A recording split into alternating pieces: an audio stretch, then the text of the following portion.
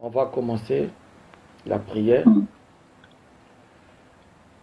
Seigneur Dieu Tout-Puissant, qui a fait le ciel, la terre et tout ce qu'ils contiennent, ce matin, nous te sommes très reconnaissants pour la grâce que tu nous as donnée de nous révéler certaines vérités sur le salut de l'avènement du Seigneur. Père Céleste, Père de gloire, merci de nous avoir ouvert les yeux de l'entendement, Seigneur, pour que nous puissions réaliser dans quel temps nous sommes. Père Céleste, Père de gloire, nous avons besoin de force, Seigneur. Donne-nous, ô Dieu, de tenir dans l'épreuve de la patience. Père Céleste, Père de gloire, c'est à nous que Jacques a parlé dans Jacques 5, quand il disait: frères, soyez patients jusqu'à l'avènement du Seigneur. Ô Dieu, il ne s'adressait pas aux Hébreux 11, 1 à 2, 13 à 15, Seigneur, et 39, qui ne parviendront jamais à l'achèvement dans la dispensation de la foi. Parce qu'ils devaient attendre, Père Céleste, Père de gloire, le temps de la fin, ô Dieu. Voilà pourquoi Jésus disait que ce qui s'est passé du temps de Noé se répétera de même. Ô Dieu bien-aimé, le temps doit d'abord vieillir, ô Dieu. Parce que si le temps ne vieillit pas, sa fin ne peut pas venir. Autrefois, on a parlé plus de la fin d'un âge, d'une civilisation, d'une cité, mais jamais de la fin du temps. Et là, tu as laissé des prophéties dans la Bible, Père Céleste, Père de gloire, qui annoncent au Dieu Tout-Puissant que le temps a une fin. Et tu as donné des signes, des indices, Seigneur. Alors que Père Céleste, Père de gloire, on est rentré dans le 7e tableau prophétique de Branham, qui annonce, ô Dieu Tout-Puissant, la destruction des États-Unis, Seigneur. Ô Père Céleste, Père de gloire, Seigneur, tout est en train de se mettre en place, Père, pour que l'Amérique puisse voler en éclats un de ces 4 matins. Et Père Céleste, Père de gloire, ô Dieu, nous devons tenir, Seigneur. Donne-nous la force. Il faut que nous puissions tenir. Nous devons patienter, Seigneur. Nous devons attendre. Oh Dieu, parce que c'est pour nous que tu envoies la prochaine constellation des anges célestes, oh Dieu, que je dois rencontrer, Père Céleste, Père de gloire.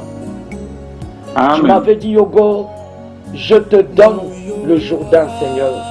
Nous avons tâtonné jusqu'à ce que tu puisses me révéler ce qu'était le Jourdain, Seigneur. Ô Dieu Tout-Puissant, le Jourdain représentait la seconde venue du Seigneur. Ô Père Céleste, Père de gloire, le salut, Père, ô Dieu Tout-Puissant, de l'adoption, Père Céleste, Père de gloire. Voilà pourquoi, Seigneur, ô Dieu bien-aimé, nous te demandons, ô Dieu, de nous aider à tenir, Seigneur, parce que le testament de la parole est vieillissant, Père Céleste, Père de gloire. Ô Dieu bien-aimé, tu as promis, révéler, Seigneur, le testament de l'achèvement. Ô Père Céleste, Père de gloire, tu l'as annoncé par la bouche des saints prophètes d'autrefois, comme Daniel, Oh Dieu, tu avais dit au prophète Daniel de sceller le livre jusqu'au temps de la fin. Et Père Céleste, Père de gloire, si Josué représente le conducteur qui viendra pour l'Église au temps de la fin, ça veut dire que Père Céleste, Père de gloire, depuis le temps du prophète Daniel, il prophétisait pour le prophète du temps de la fin. Parce que les sceaux, les choses qui ne sont pas révélées dans l'Écriture, ô Dieu Tout-Puissant, appartiennent à son ministère, comme tu l'as fait dans les jours d'Adam, Seigneur, alors que tu les avais chassés de la présence, ô Dieu de l'Éden, Père Céleste, Père de gloire. La foi n'a jamais mangé l'arbre de vie. Ô Dieu Tout-Puissant, ils ne l'ont jamais mangé, Père Céleste, Père de gloire. Voilà pourquoi ils sont morts, ô Dieu Tout-Puissant, loin de la patrie, Père Céleste, Père de gloire. Et l'Esprit a annoncé, Seigneur, ô Dieu, qu'il donnera l'arbre de vie à manger, ô Dieu Tout-Puissant, à celui qui vaincra, Père Céleste, Père de gloire. Pour vaincre, Seigneur, il faut être élu, ô Dieu Tout-Puissant, comme David, Père Céleste, Père de gloire. Pour qu'il puisse vaincre Goliath, ô Dieu, il fallait qu'il fût un élu particulier, Père, ô Dieu Tout-Puissant. Seigneur, nous attendons, ô Dieu, l'appel de l'Église, ô Dieu Tout-Puissant, qui n'est pas encore manifesté, Seigneur. Ô Dieu, je te prie, Seigneur, de soutenir les frères que tu m'as donnés, qui sont en train d'endurer cette épreuve avec moi.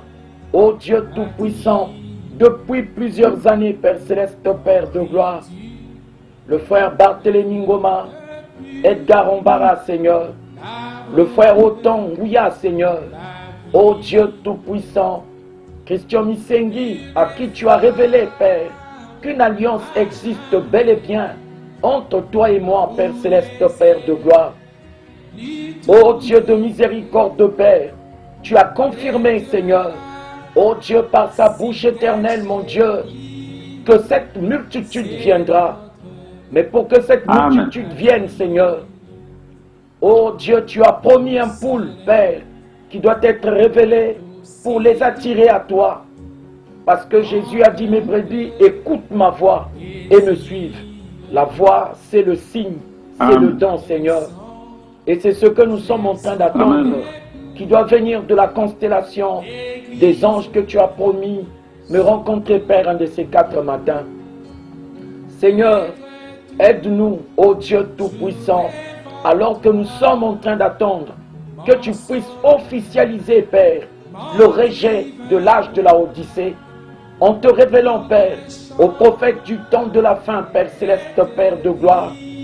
Ô Dieu, vraiment, soutiens-nous dans notre vie de tous les jours, parce que c'est là que nous avons besoin de toi. Ô Dieu bien-aimé, des challenges, des combats, Père Céleste, Père de gloire, des difficultés, Seigneur. La promesse n'est plus un problème pour nous, mais c'est notre vie de tous les jours, Seigneur, qui devient un problème, ô Dieu. Voilà pourquoi, Père Céleste, Père de gloire, nous te demandons, ô Dieu Tout-Puissant, Père, de nous soutenir, Seigneur, et que ta divine, ô Dieu, grâce, Père Céleste, Père de gloire, ta divine providence, Seigneur, ô Dieu, puisse pourvoir pour nous, quand on est en face d'une difficulté, d'une épreuve, Seigneur, oh, que nous ne soyons pas dans l'abattement, donne des issues, Seigneur, ô Dieu Tout-Puissant, alors que la nature tout entière est en train d'attendre, Père, ce que nous attendons, Seigneur. Ô Père Céleste, Père de gloire, nous regardons à toi, au nom de Jésus qui doit être élevé à la perfection. Amen. Amen. Bon, mais comme je l'ai dit, aujourd'hui, on va continuer sur le grand sujet que nous avons commencé à aborder là, sur le salut de la nouvelle venue du Seigneur. Parce que, pourquoi on doit éclaircir ce sujet-là?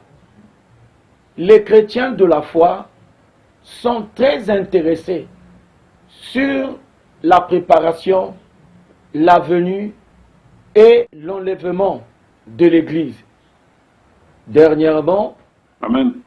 j'ai suivi mon oncle Ganton Djokwandji, que Dieu le bénisse beaucoup, qui était sur WhatsApp en conférence avec un prédicateur, des prédicateurs de l'évangile de l'ancienne venue de Jésus, qui parlait sur le sujet de la préparation de l'Église. Vous voyez? Et moi, je lui ai dit, ah, tonton, il y a des sujets dans la Bible que les prédicateurs ordinaires de la parole ne sont pas censés aborder, parce que Jésus a eu à donner des paraboles dont il n'a pas fait des commentaires. Il est passé. Et il a eu à donner des paraboles qu'il a commentées. Et c'est resté comme ça. Par exemple, la parabole des 10 vierges de Matthieu 25, 1 à 12. Jésus n'a jamais fait de commentaire sur cette parabole-là par rapport à la parabole du sémeur, de l'ivraie des champs et du grain de blé. Il en a abordé dans Matthieu 13, parce que c'est très important. Aujourd'hui, les gens pensent que c'est avec l'évangile de la première venue de Jésus qu'on se prépare à vivre sa seconde venue, alors que c'est une erreur. Amen. C'est une erreur. L'évangile de l'ancienne venue du Seigneur, c'était l'évangile social, c'était un évangile social. C'est un évangile terrestre, c'est un évangile du temps, c'est un évangile pour les âges des campements. Alors que l'évangile de la nouvelle venue du Seigneur, donc son avènement, selon Luc 17, 30, vous voyez, c'est l'évangile de la fin du temps. Ce n'est pas la même chose. Jésus, quand il est apparu dans sa première venue sur la terre, il ne prêchait pas la fin du monde. Non. Amen. Ce n'est pas ça le but de l'évangile de l'ancienne venue de Jésus. Il a même dit à ses disciples, allez par tout le monde entier, faites de toutes les nations des disciples. Vous voyez, il dit, enseignez-leur à observer ce que je vous ai prescrit. Et puis, l'évangile en question consistait dans la commission de Marc 16. Vous voyez, le témoignage de la résurrection de Jésus d'entre les morts. Et on voit bien que c'est sur le fondement de ce témoignage-là que le chandelier est élevé dans Apocalypse 1, du verset 10 à 20. On voit bien que l'homme qui est debout, en train de marcher au milieu de 7 chandeliers d'or, il a des pieds en airain, en bronze. Vous voyez, les pieds, c'est le fondement d'une personne. Et le fondement du chandelier, c'est l'autel de bronze, l'agneau immolé. Vous voyez, l'agneau immolé est venu révéler la foi. On dit bien c'est la ferme assurance des choses qu'on espère et une démonstration de celles qu'on ne voit pas. Tous ceux-là, tant qu'ils prêchent la foi, ils sont destinés à la mort dans le but de la résurrection. Parce que Jésus a dit, celui qui voudra sauver sa vie à cause de moi, la perdra. Il dit, si le grain de blé qui est tombé en terre ne meurt, il ne porte pas de fruits. Et même au milieu des 7 chandeliers d'or d'Apocalypse 1, 10 à 20, il atteste. Il dit, voici, j'étais mort. Vous voyez. Donc, le salut de l'ancienne venue du Seigneur, ce n'est pas le salut de Luc 17, 30. Et c'est ce qui fait que le prophète Branham ne peut pas être Luc 17, 30 ou Apocalypse 17. Parce que le temps a survécu après le prophète Branham. Le temps est là, on vit. Vous voyez, les gens Amen. continuent même de prêcher son message. Vous voyez, Amen. voilà. Amen. Et donc, qu'est-ce qu'on attend à l'avènement du Seigneur? On attend la rédemption des corps célestes perdus. Pourquoi? Parce que la vérité sur la mort n'est pas ce qui est révélé dans l'Écriture. Écoutez-moi bien, Amen. je dis et je répète, la vérité sur la mort n'est pas ce qui est révélé dans les Écritures. Pourquoi? Amen. Parce que on ne parlerait pas d'une rédemption des corps à part, en dehors de l'œuvre que Jésus a accomplie à la croix, si la pleine vérité sur la mort est celle que la colonne de feu a révélée au prophète Moïse. Pourquoi? Parce que Paul est clair, il dit, nous connaissons en partie, nous prophétisons en partie, mais quand ce qui est parfait viendra, ce qui est en partie disparaîtra. Vous voyez, ce n'est pas la colonne de feu qui a montré le chemin du pays de Canaan à Josué, c'était l'arche. Vous voyez ça? Amen. Donc ici, Amen. Moïse incarne la foi et Josué incarne l'achèvement. Et vous ne pouvez pas avoir les deux grâces agissantes au même moment. Est-ce que vous comprenez? Allô? Nous disions que Moïse incarnait le salut de la foi et Josué incarnait le salut de la fin du temps, donc le salut de l'achèvement. Donc, quand on a, dans l'exode d'Israël, en fait, on a représenté l'ancienne venue de Christ par le ministère de Moïse et l'avènement du Seigneur par le ministère de Josué. Vous ne pouvez pas, voilà, vous ne pouvez pas avoir ces deux ministères en action en même temps et au même moment ou dans le même testament. Ce n'est pas possible. Voilà pourquoi vous allez remarquer que Paul, quand il revient sur Josué dans les Hébreux 3 et 4, il dit que Josué n'a pas donné le repos à Israël. Parce que si Josué avait donné le repos à Israël, on ne parlerait plus, après Josué, d'un autre jour du Seigneur.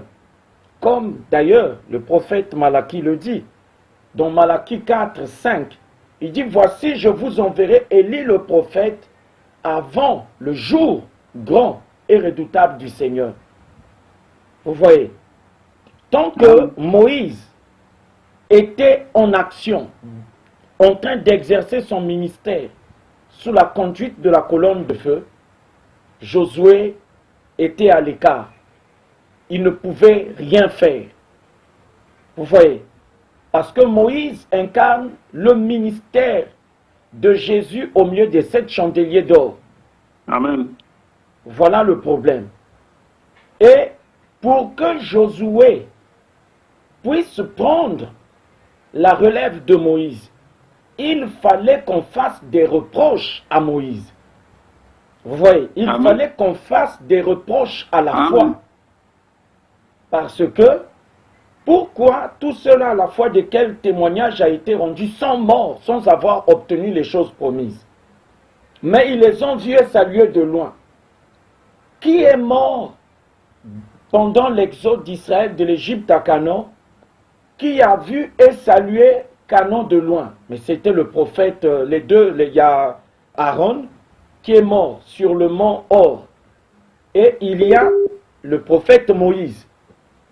Vous voyez, eux tous sont morts au sommet des montagnes. Donc Dieu leur permettait de s'élever pour qu'ils puissent voir au loin le pays de Canaan. Pourquoi sont-ils tous morts si Dieu n'avait pas fait des reproches à la foi? Parce qu'en fait, aujourd'hui, vous ne pouvez pas parler de Josué représentant le conducteur du temps de la fin, si Dieu n'avait pas fait des reproches à Moïse, qui incarnait la foi.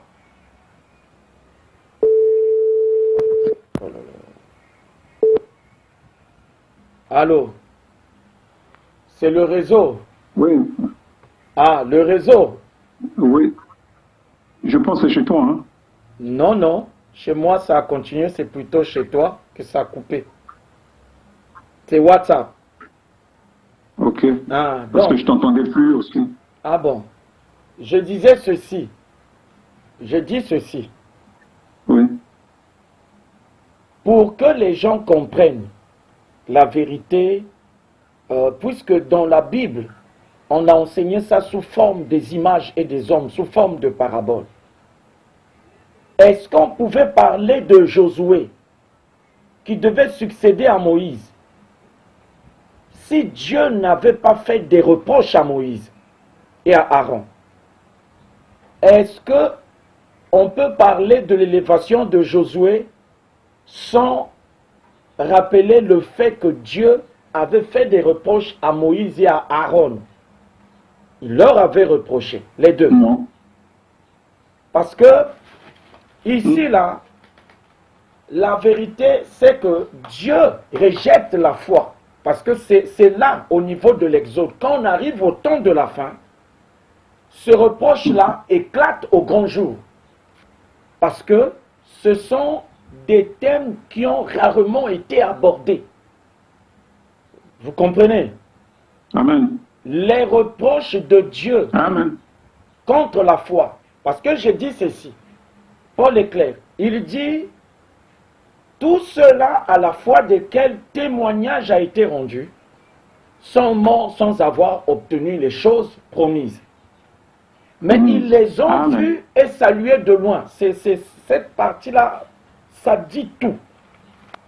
Amen. On voit que dans l'exode d'Israël, de l'Égypte au pays de Canaan, il y a 2 personnes qui sont mortes après avoir été élevées sur une grande et très haute montagne.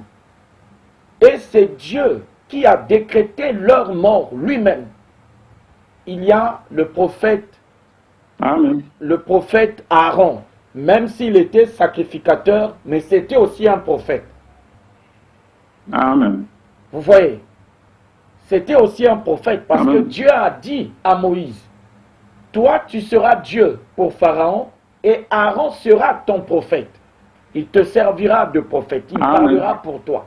Amen. Vous voyez, Dieu, pour faire mourir Aaron, il l'avait élevé sur une grande et haute montagne. C'était la montagne de Hor. On l'a dépouillé de Amen. ses vêtements sacerdotaux qu'on a donnés à Éléazar, son fils. Vous voyez? Et Dieu a rappelé à Aaron Amen. pourquoi il devait mourir. Parce qu'il a dit, vous ne m'avez pas sanctifié, ton frère Moïse et toi, lorsque vous avez frappé le rocher 2 fois devant le peuple. Et comme je l'avais dit, vous ne rentrerez pas dans le pays que je donne aux enfants d'Israël. Donc Aaron est mort Amen. sur une grande et haute montagne, la montagne de Hor. Pourquoi? C'était parce que depuis le sommet de cette montagne-là, il pouvait aussi voir là où Israël partait, au pays de Canaan. Amen. Vous voyez, ils ont vu et salué de loin, mais ils n'y sont pas entrés. Pourquoi? Mais Dieu a un reproche Amen. qu'il fait à ceux de la foi. Amen. Parce que la sainteté que Dieu exige, ce n'est pas une sainteté qui vient de la loi. C'est une sainteté qui vient de l'élection. Et c'est une sainteté qui appartient à l'ordre de Melchisédek. Amen. Voilà le problème. Amen. Eux, ils n'ont pas vécu dans le testament de Melchisédek en tant que souverain sacrificateur. Dieu a substitué le sacerdoce de Melchisédek en leur donnant celui d'Aaron, le mortel, le lévite. Amen. Vous voyez, Donc si aujourd'hui, nous parlons du sujet sur lequel on est en train de parler là, que chaque venu du Seigneur a son salut, c'est parce que dans le premier salut, il n'y a pas la perfection là-bas. S'il n'y a pas de perfection, ça veut dire que Dieu trouve des reproches à ce salut-là. C'est un salut qui ne lui convient pas. Vous voyez, après Aaron, on est passé à Moïse. On a vu que la même chose qui est arrivée à Aaron, c'est la même chose qui est aussi arrivée à Moïse. Dans Deutéronome 34, Dieu a dit à Moïse, tu ne vas pas traverser le Jourdain, tu meurs ici. Monte au sommet du mont Nebo, sur le mont Abarim là, au sommet du Pisgah, et regarde de loin le pays que je donne aux enfants d'Israël. Mais toi, tu vas mourir parce que vous ne m'avez pas sanctifié, Aaron et toi, ce jour-là. Amen. Vous voyez ça? Cette vérité-là. C'est-à-dire que Moïse avait la foi qui déplaçait les montagnes. Il a démontré la foi. Mais nous avons vu que dans l'âge d'Éphèse, on nous a montré quel était l'arbre entre l'arbre de vie et l'arbre de la connaissance du bien et du mal. Quel est l'arbre que ceux de la foi ont mangé? Amen. Ils n'ont jamais mangé l'arbre de vie. Je suis désolé. Amen. Amen. Vous voyez? Et même ceux qui disent que le message du prophète Branham, c'est un message qui est parfait, c'est faux. Si Moïse était l'ombre du prophète Branham, et que Branham parle de quelqu'un qui doit le succéder, qui doit le remplacer. Vous voyez? Et il dit que le message des sceaux des sept tonnerres, ce sera le message de ce prophète-là. Mais ça veut dire que Dieu a trouvé des reproches au message du prophète Branham. Amen. Et on le voit bien dans l'âge de la Odyssée. Parce que tu dis, je suis riche. Je me suis enrichi et je n'ai plus besoin de rien. Alors que tu ne sais pas que toi, tu es le pauvre, le malheureux, le misérable, aveugle, et tu es nu. Amen. C'est un reproche. Et le reproche est adressé à l'ange de l'âge de cette assemblée-là. Amen. Vous voyez, il dit, c'est pour cela que je te vomirai de ma bouche. C'est un rejet. Comme Saül. Pourquoi on a rejeté Saül? Pour révéler David. Si Dieu avait trouvé que Saül était un roi irréprochable. Ici, on veut parler de ceux qui pensent que la foi, c'est la grâce amen de Dieu. Quand je dis amen, c'est-à-dire que c'est la grâce absolue Amen. de la déité. C'est-à-dire que si tu n'as pas ça, en tout cas, tu ne passes pas. Moïse avait ça. Il est mort dans le désert, sur la montagne. Amen. Aaron avait la même chose. Myriam avait la même chose. Les gens comme les Josué, là, ils avaient la même chose. Les gens comme les Branham, ils avaient la même chose. Amen. Vous voyez ça? Mais Paul vient, il dit, tout cela à la foi desquels témoignage a été rendu. Dieu a rendu témoignage à leur foi. Oui, ils avaient la foi. Mais pourquoi ils sont morts? Amen. Pourquoi ils sont morts? C'est le reproche de l'esprit. Il dit, parce que je n'ai pas trouvé tes œuvres parfaites devant mon Dieu. Parfait. Amen. C'est ça. Affermis le reste qui est sur le point de mourir. Parce que il faut que nous puissions éclaircir ces choses-là. Comment on va parler de David si Saül était irréprochable devant Dieu? Comment va-t-on parler de Josué si Moïse était irréprochable devant Dieu? Comment pouvait-on parler d'Éléazar si Aaron était irréprochable devant Dieu? Comment pouvait-on parler de la nouvelle venue du Seigneur si l'ancienne était irréprochable devant Dieu? Amen. Parce qu'il y en a qui vous disent non, Jésus était l'agneau sans tache et sans défaut devant Dieu. Quand on arrive dans Apocalypse 3:12, on nous dit que celui qui vaincra, je lui ferai connaître mon nom nouveau. Oh, mais attends. Mais donc le nom de Jésus, ce n'est pas un nom de la perfection de Dieu. Amen. Vous comprenez ça? Parce que les gens disent ça. Disent non, c'est un nom qui ne pourrit jamais. Non, ce nom-là est destiné à pourrir. Parce que lui-même, Jésus parle et l'Esprit parle de son nom nouveau. Amen. Vous voyez, à celui qui vaincra, je lui ferai connaître mon nom nouveau. Mais qu'en est-il du nom qui a précédé le nom nouveau que nous connaissons aujourd'hui là, Jésus? Ça veut dire que c'est un nom qui n'était pas son défaut. Mais si ce nom a des défauts, est-ce que vous voyez? Est-ce que c'est le salut que Jésus a manifesté dans son ancienne venue qui est son défaut? Non. Non. Amen. Si le testament du corps de Christ devait être manifesté le premier, vous comprenez maintenant pourquoi est-ce que avant le testament du corps de Christ, Dieu a voulu d'abord révéler le testament du Sinaï, parce que c'est ce qui est parfait qui doit prendre la place de ce qui est réforme, et non ce qui est réforme prenant la place de ce qui est achevé. Non. Vous voyez, Amen. Moïse a été révélé le premier avant Josué, mais Josué en réalité a eu un ministère meilleur que celui de Moïse. Amen. Éléazar a été révélé ensuite, mais Éléazar a eu un ministère meilleur que celui d'Aaron, parce que leur ministère a permis au peuple d'Israël de rentrer en possession du pays de Canaan. Chose qui n'était pas possible avec Aaron, Moïse et Myriam. Avec la colonne de feu, ça n'a pas été. Amen. Vous voyez? Et ça, c'est une vérité. C'est une vérité. Pourquoi? Jésus dit, je dois partir, préparer. C'est-à-dire que la préparation là ne se fait pas pendant que je suis sur la terre ici en train de marcher avec vous.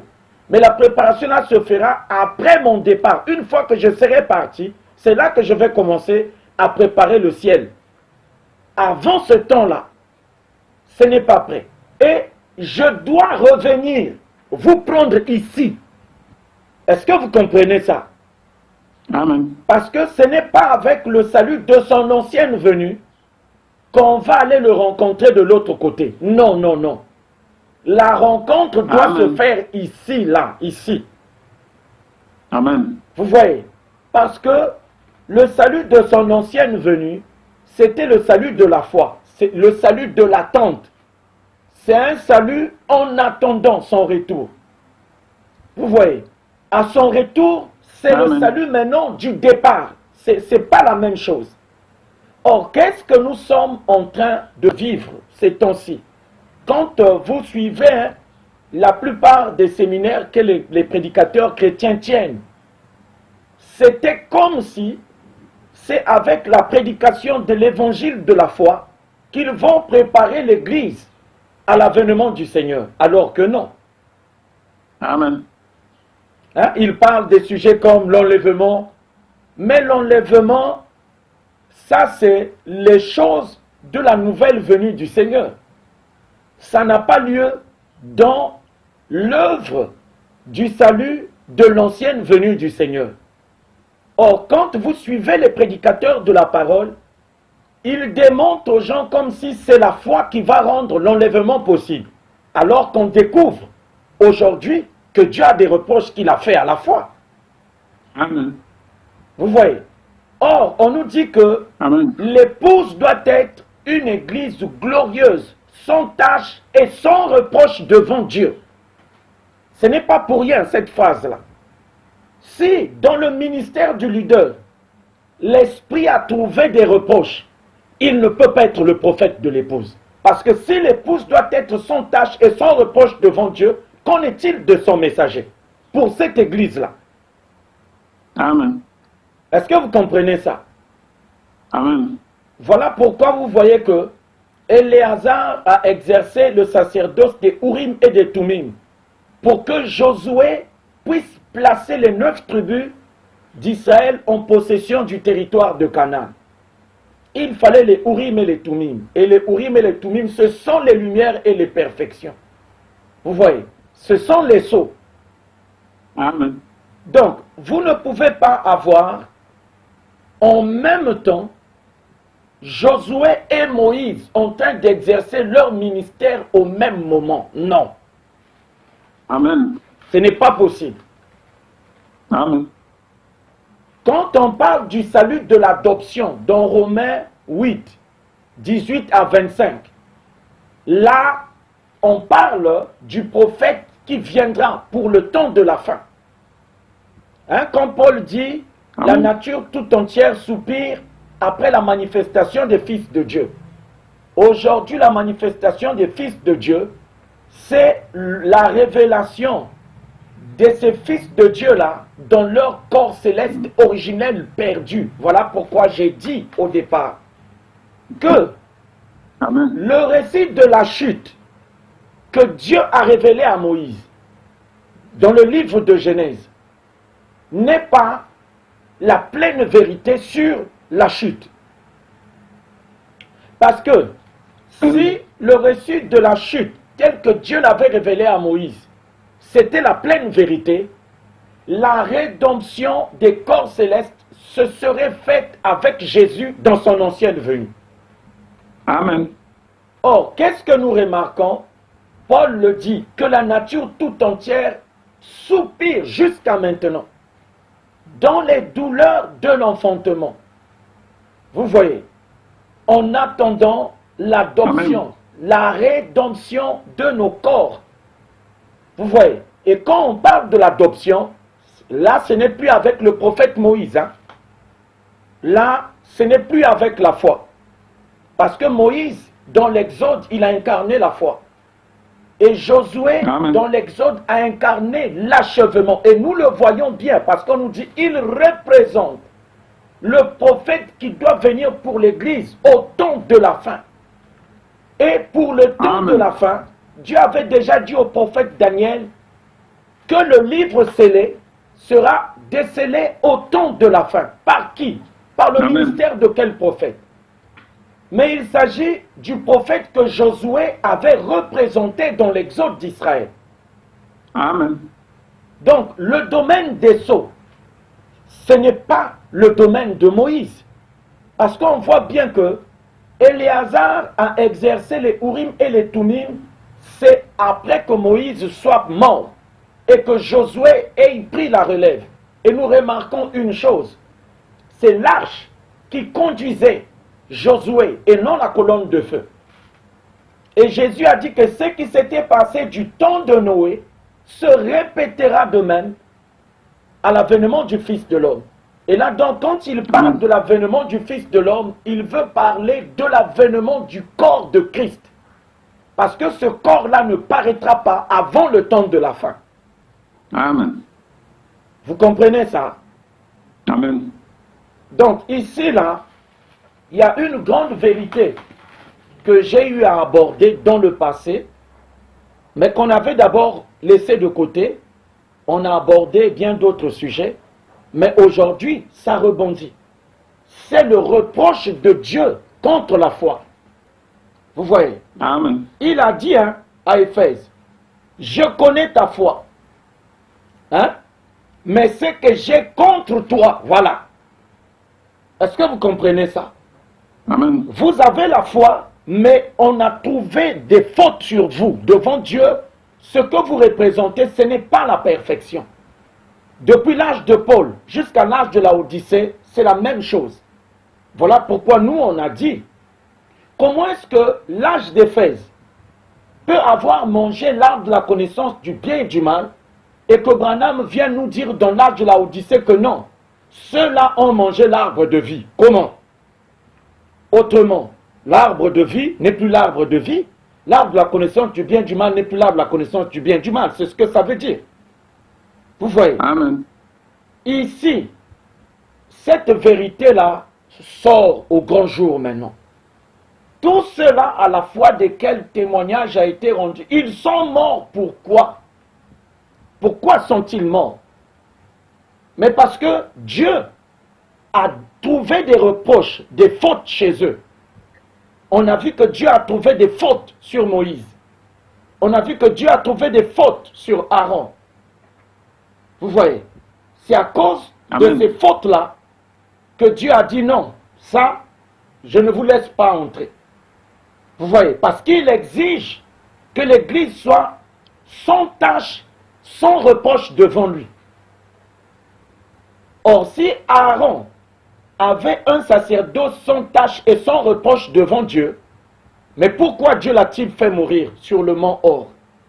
Si Moïse avait la même apparition devant Dieu, qu'il était un homme sans reproche et sans défaut devant Dieu, pourquoi est-ce que Dieu l'a fait mourir sur la montagne du Pisgah au mont Nebo, à Abarim?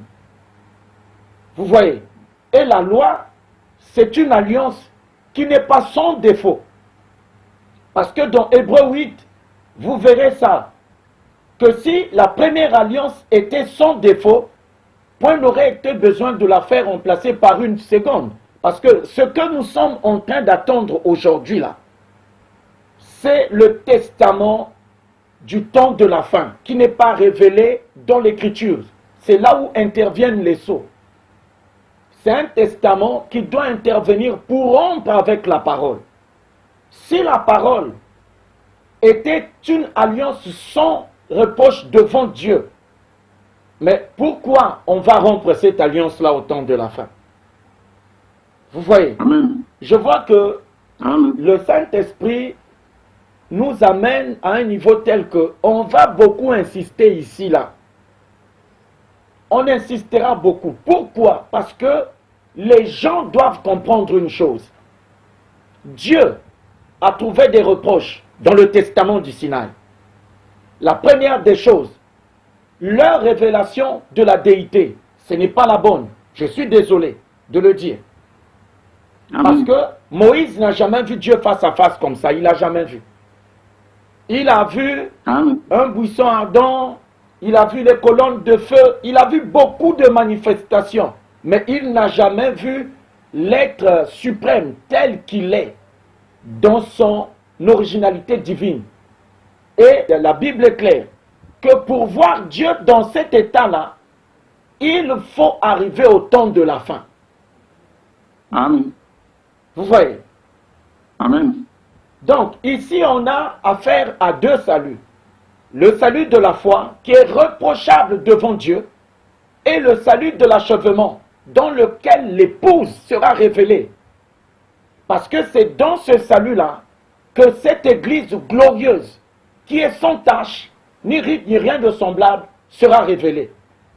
Hein? Amen. C'est le testament qui est annoncé dans Apocalypse 12, 1 à 5 là. La femme qui enfante l'enfant mâle, qui doit vaincre le dragon et qui doit être élevé pour s'asseoir sur le trône. Vous voyez, lorsque cet enfant-là viendra au monde, un autre salut sera révélé au monde. Ce n'est plus le salut que Jésus a révélé après sa résurrection sur la croix de Golgotha, parce que cet enfant-là ne passe pas par la résurrection. Amen.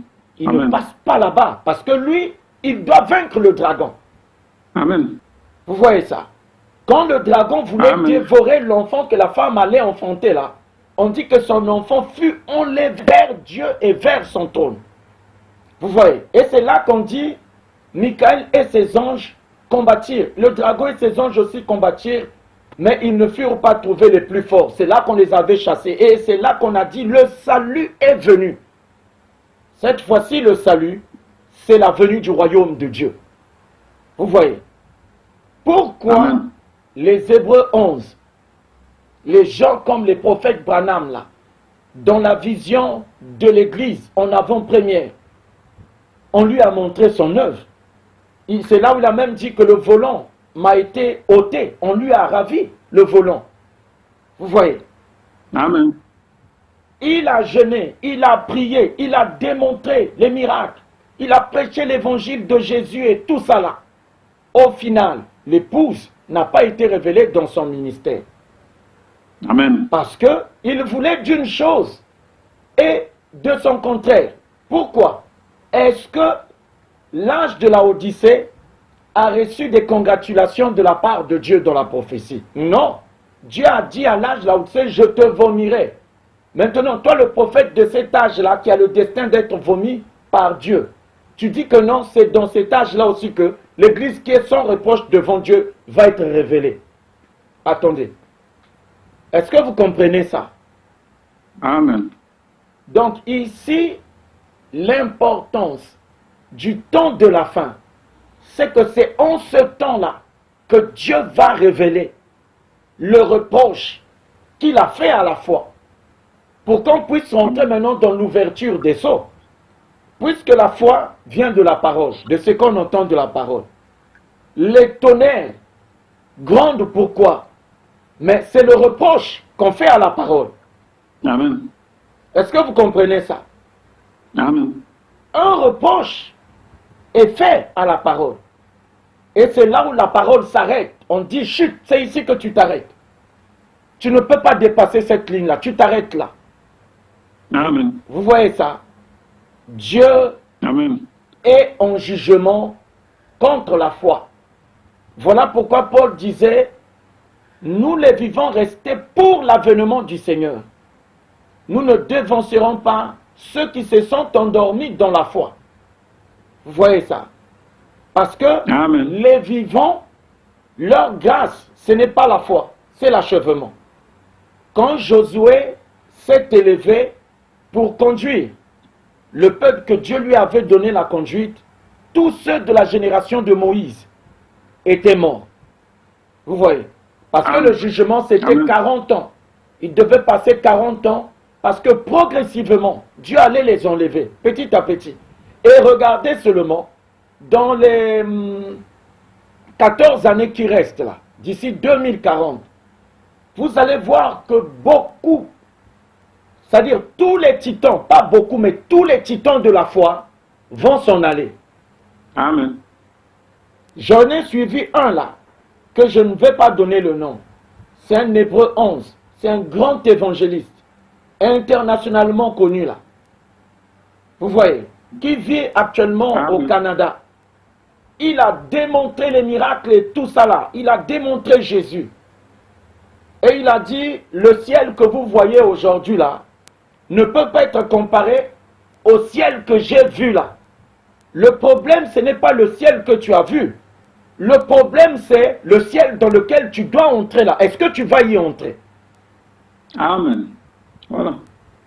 Parce que les Moïse aussi, ils ont vu au loin, mais ils n'y sont pas entrés. Amen. Les gens comme les pauvres, Amen. les gens l'apôtre, toutes ces grandes personnalités de la foi, Dieu a rendu témoignage à leur foi. Mais il est en jugement contre la foi. Amen. Vous voyez ça? Les gens pensent Amen. que c'est avec la grâce de la foi qu'on va recevoir le Seigneur dans son avènement. Je suis désolé. Amen.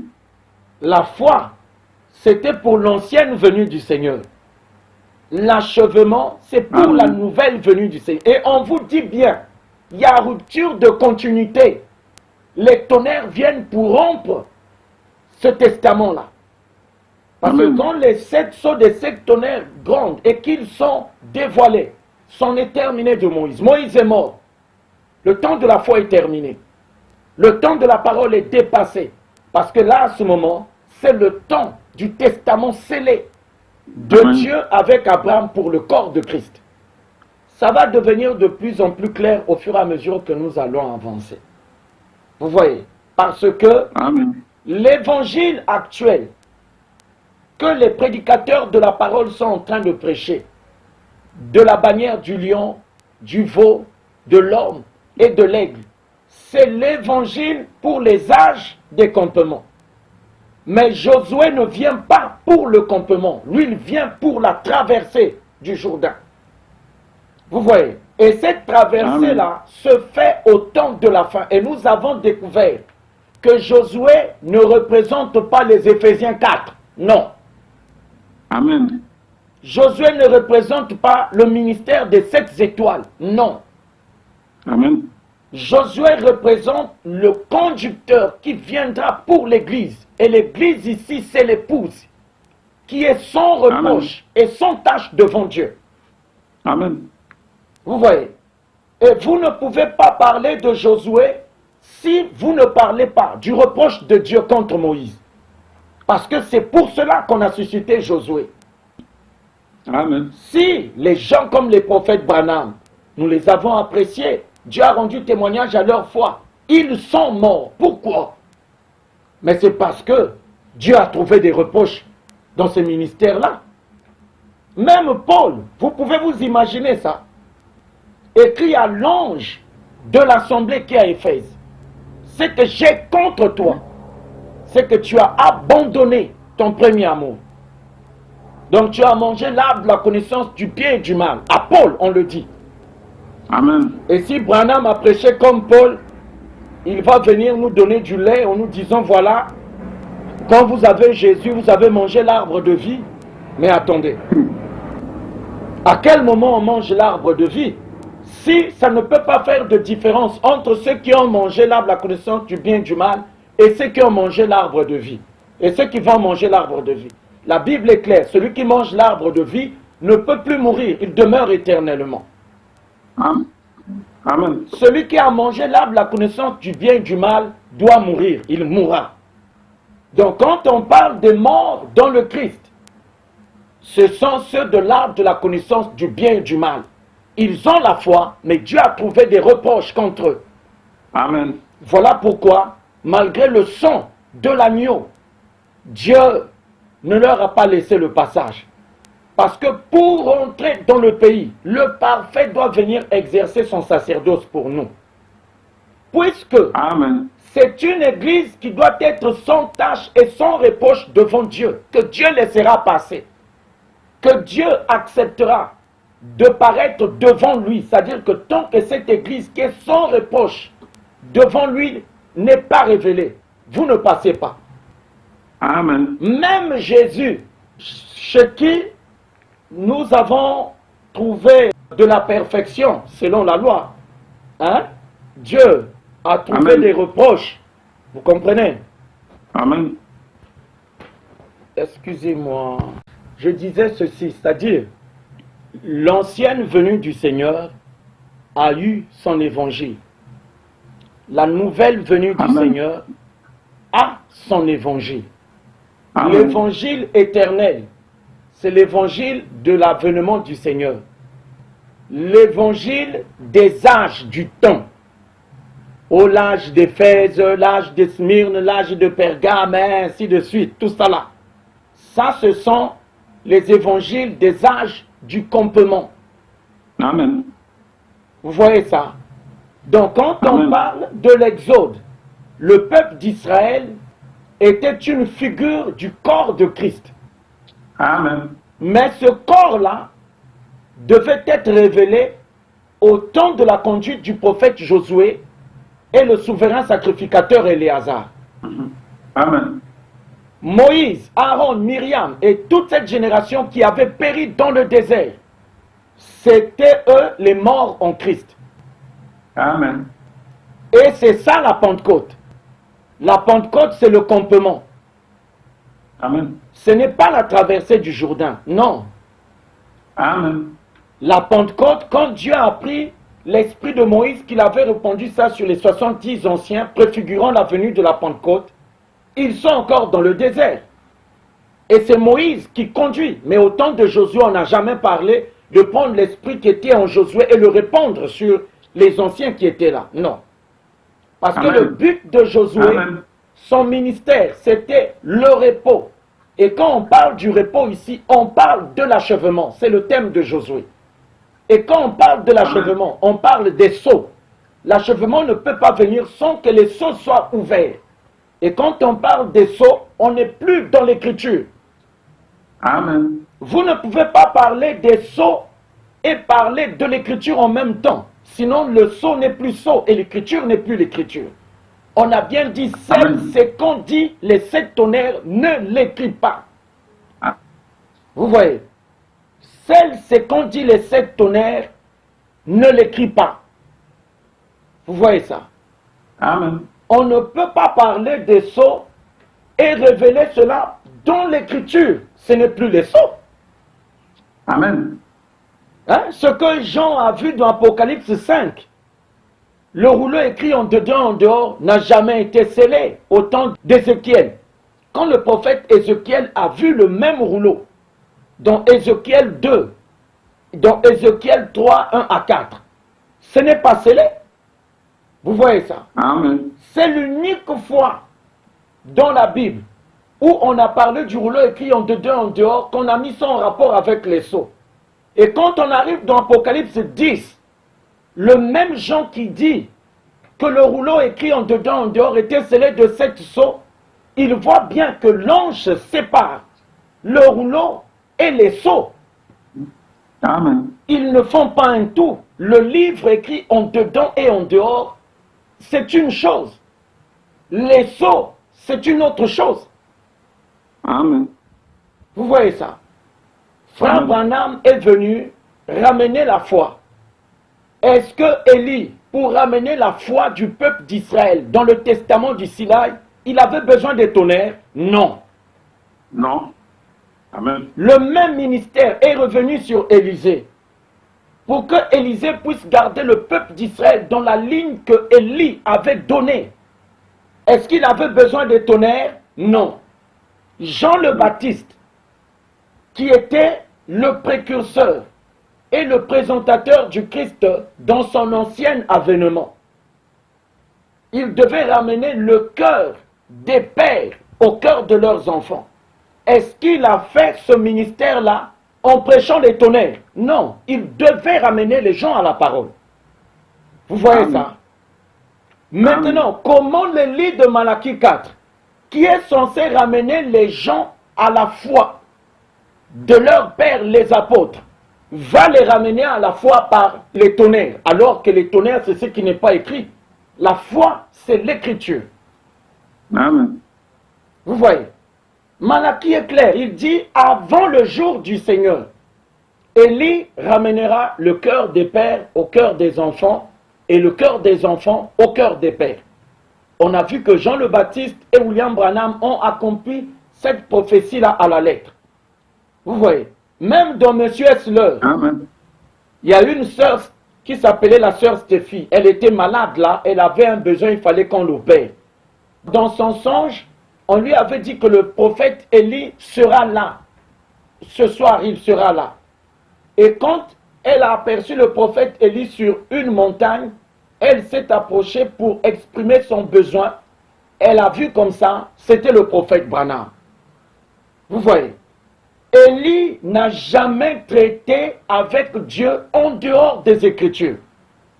Il n'y a qu'un seul prophète qui a été conduit à le faire, c'est Josué.